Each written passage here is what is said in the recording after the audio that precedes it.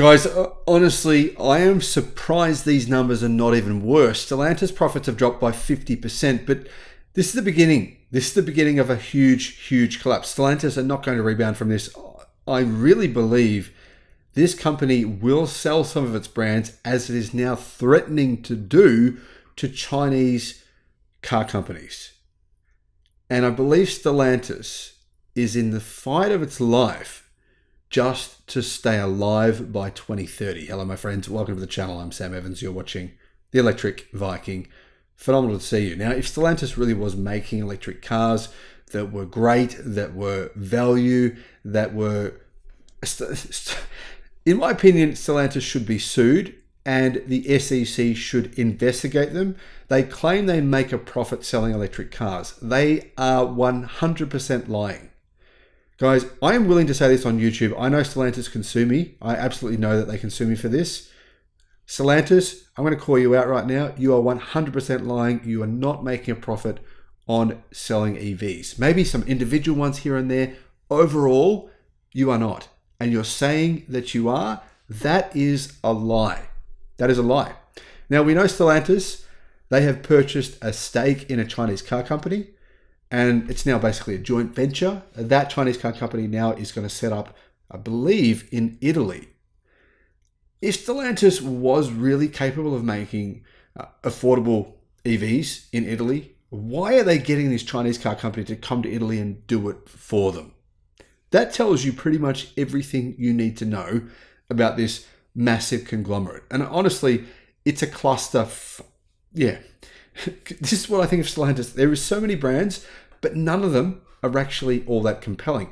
What's really surprising, guys, is I think the only premium brand that they have, that's the car brand they're going to sell. I mean, Maserati, right? Maserati has his name. And honestly, Maserati cars, they're not that great. Sorry to a friend of mine who owns one, but they're just not that great. Anyway, Maserati is a brand though, and there is no doubt the Chinese have already tried to buy that brand from Stellantis. Anyway, what's actually going on here? All right. Well, if Ford's financial results in the first half of this year looked disappointing, it was nothing in comparison to Stellantis. Stellantis sales dropped enormously and its profits dropped as well. Net profits at Stellantis fell by 48% in the first half of the year.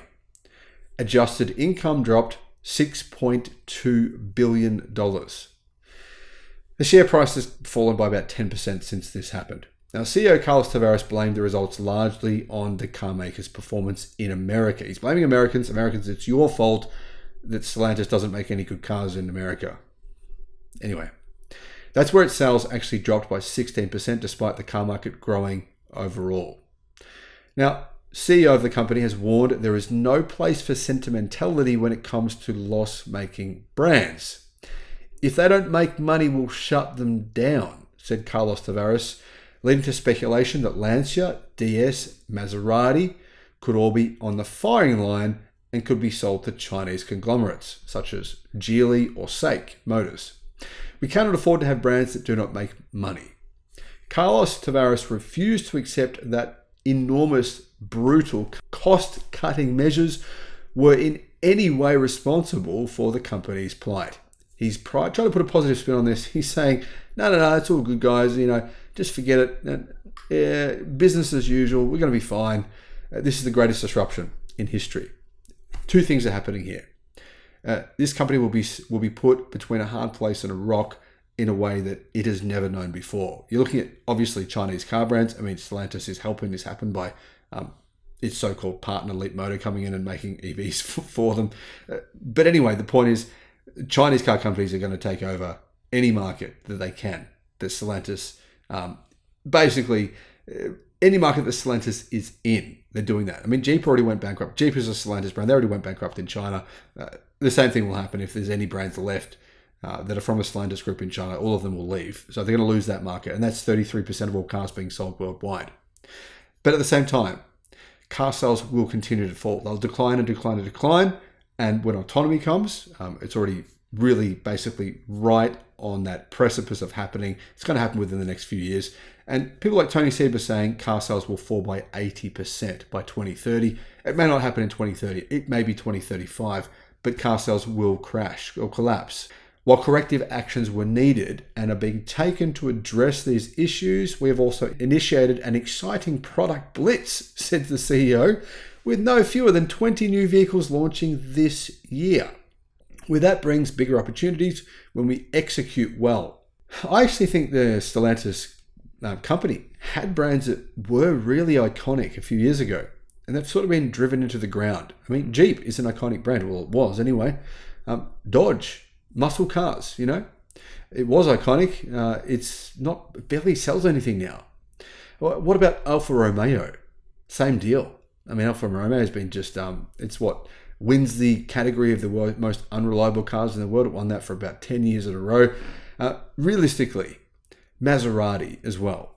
All these car brands, in my opinion, and really if we want to remove the emotion from this, they are dying.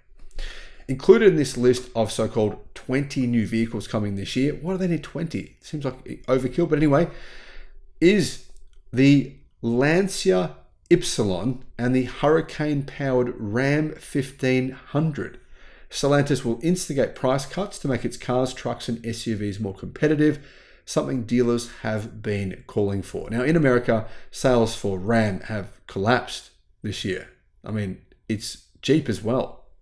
Really, really terrible for some of these dealerships. The CEO did say this. He said it's going to be hard. He says, we have significant work to do, especially in North America, to maximize our long-term potential. And dealerships, guys, I did another video on this. Dealerships have been basically begging the CEO to help them. They're saying they have all this stock, old stock on their dealer lots. They need help. And to be honest, Stellantis is like, well, we're not really sure what to do. That's the truth here. There's no real strategy on here what to do, how they're going to get out of this situation.